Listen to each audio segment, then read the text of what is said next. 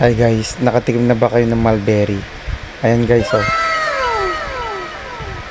Oh. Nahinog na siya guys. Kulay red na siya. Ayan guys, mga bunga niya.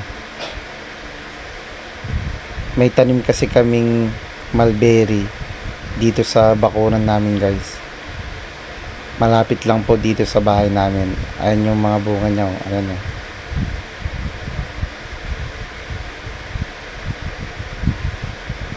Yan yung tanim naming mulberry.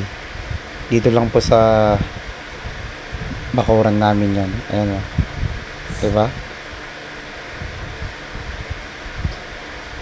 Oh, ayan yung mga bunga niya guys. Nahihinog na sila. Nakatikim na ba kayo ng ganito? Ayan. Yan yung puno niya. Ayan pa, ayan guys. O, diba?